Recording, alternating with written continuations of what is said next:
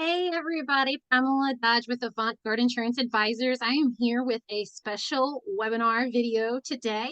I have with me Trish May with Keller Williams Integrity. She is a residential realtor in the central part of Maryland, and we are going to actually be talking about today what the state of the real estate and insurance market is.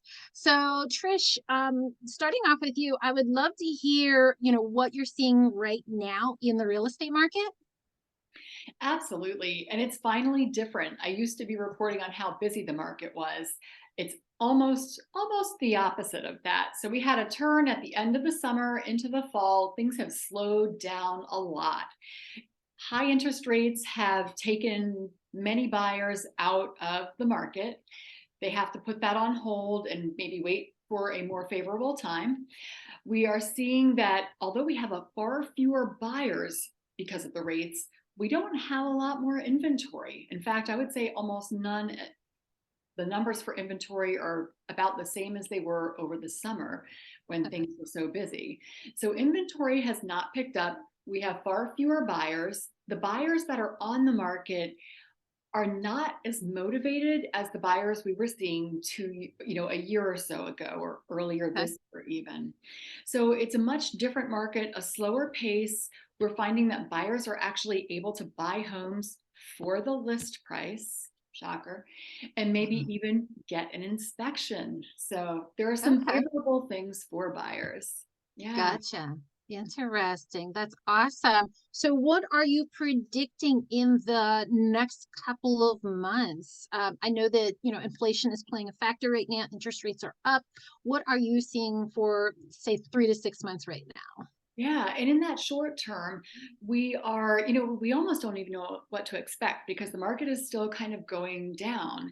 And without the inventory picking up, this is a little strange for us in real estate. We're not sure what to make of this and kind of where we're going to be landing in a few months. Um, there has been talk of interest rates lowering back down below 5%, maybe even closer to 4 sometime in the first half of 2023. Okay. None of us have a crystal ball and we can't make promises around that. Sure. But we do believe that that would bring more of these buyers who have had to table their buying process back into the market. Now, Okay. with stored inventory like we have now, that would be a problem. There's really nothing for people to choose from now.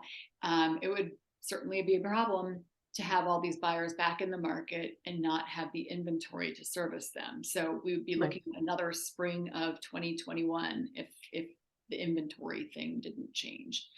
Gotcha. Okay. And then how are home values changing right now? Have they been consistent or are we seeing changes in that? Well, it's kind of good news. It's great news for buyers.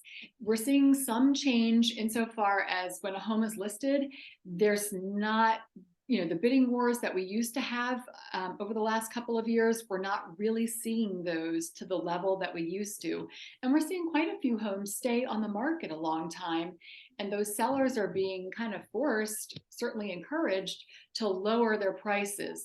We aren't seeing dramatic price drops. Sellers are not Okay. willing to do dramatic drops yet, but we are seeing successive small interval drops, Okay. which is not good for sellers. They probably ought to just cut it, sell it, and do get your competition going with what there Okay. is. But anyway, we are seeing they're leveling off. Home prices are. Okay. All right. And so what do you recommend for anybody that is entertaining the idea of buying or selling a home right now? For buying, I think if somebody sees a home that they think they like, don't wait for the interest rates. Number one, we don't know if they're going to get lower in 2023. Number two, when they do, if and when they do, we're going to see a lot more buyers come back onto the market, and they're all going to be your competition all over again. And now it's an advantage, even though there's a higher rate, you can get into that house probably with less buyer competition, which means you may not have to you won't have to cover the seller fees. Hopefully, you won't have to offer as much and sell your soul the way buyers have had to do over the last couple of years. So Okay. I would, find something now.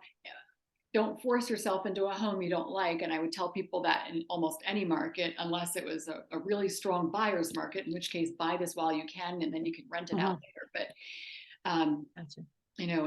the inventory is short, so you may not find anything you like, in which case just, all you can do is watch the inventory, Right. then Okay. jump when you find something. Awesome. I really appreciate you taking the time to kind of share what's going on in the market. Is there anything I can help you with at this point with your buyers, or any guidance I can give you from the insurance side of things? You know what? We are entering sort of the hurricane season here in Maryland. And I often get buyers who are really concerned about the basements in homes. And we know in Maryland, it's a very wet area with we're all very close to sea level here. Mhm. Um, Insurance, flood insurance when it's required and when it's not. Um, what do people need to know about flood insurance? Let's say if they buy a home that's actively in a flood zone. Sure. So every home out there actually has a flood risk. Some homes have what we consider a low risk, and some homes have a high risk. High risk is typically going to be those that are already water exposed. They're beachfront, coastal front, they're near lakes, ponds, rivers, and that kind of thing. In those kind of situations where it's a high risk area, they will have to secure flood insurance in order to close on the loan for the mortgage for that home. And, keep in mind that, they're going to be putting that money into escrow for the home buyer. That'll go with the home insurance. That'll be the flood insurance.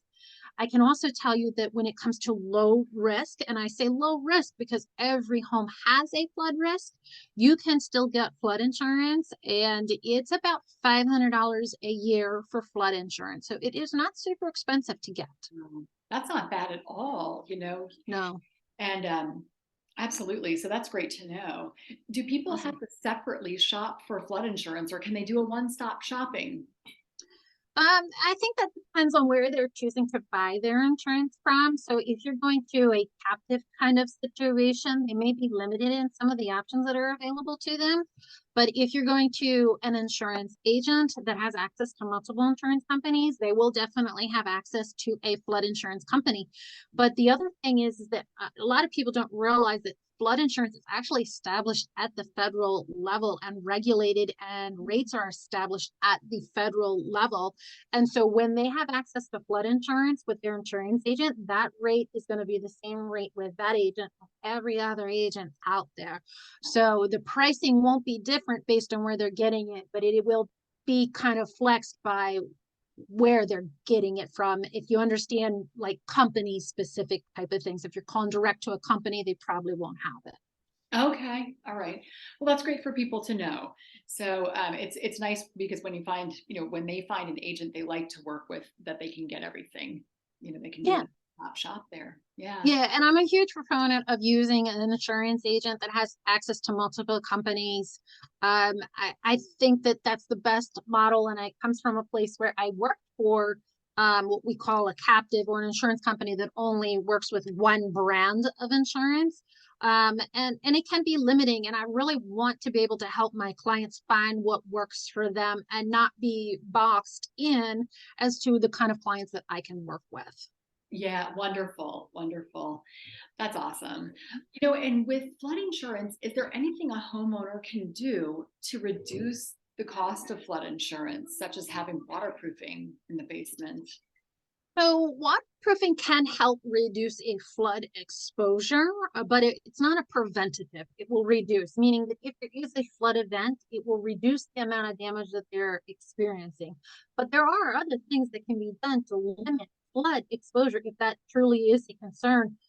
So we talk about elevation on a home, how high above the sea level or the base level that home is.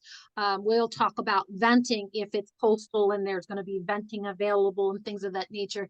That's a little bit more technical, and it's really going to be specific to every home, because homes that were built way a long time ago that we didn't have a lot of technology and knowledge on flood risk, they're not going to be with those kind of built structures, codes, and regulations as we see today in the newer structures that we have a lot more technology and knowledge on flood.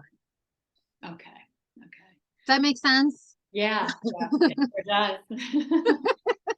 Okay. Yes, absolutely. So what are some of the what's like top one or two questions that you get from early, first time home buyers, let's say, who have never had to navigate this part of insurance before? Um, Well, a couple things that I hear from people that I do webinars for first-time home buyers is they want to know when they should start the process of getting home insurance. And I always recommend that as soon as an offer is accepted on a home that they want to buy, the contract is accepted, that is when they should start looking for home insurance. And I say that from a place of there is underwriting that goes on in the home insurance process, and that insurance policy, once it's set up, is also an underwriting document that goes into the bank approving the loan. And so sometimes they want those documents about 2 weeks in advance of your settlement date. So delaying the process of getting home insurance can delay the actual settlement occurring. ooh, yeah, we don't want that. Yeah, and I have seen where some banks are moving the close date, they're advancing that close date even sooner than we had anticipated in some situations. And so again, delaying is not situations. Right, exactly. And on the real estate side, right, that seller who you're delaying for, they may have a home to get onto themselves that they can't buy, so they have to delay that transaction and Right. so on. And this is, yeah, it can be. Yeah, and Yeah. that's the worst kind of situation is working with a first-time home buyer, and if things do not align correctly, we don't want that closing or that home to fall through ultimately. So we try to do everything possible to make sure that they close on time with everything that they need. Fantastic. Awesome. Yeah. Awesome. Well, thank you so much, Trish, for coming by and talking about the real estate market. I will definitely share your information with my network. I appreciate the updates that you provided us today. And, thank you so much for taking the time. Oh, thank you, Pamela. I'm so glad I have you as a referral source because Thank you're you. fantastic with helping us understand insurance, the ins and outs, and the real nuances that even, when we don't know what to ask, you've already got the Yeah, answer. So I really appreciate that. absolutely. Thank you so much. I appreciate it. I just love to help. So get it. Oh, yes, yes, you do. Thank you. It's been a delight. Awesome. Thank you. Thank you.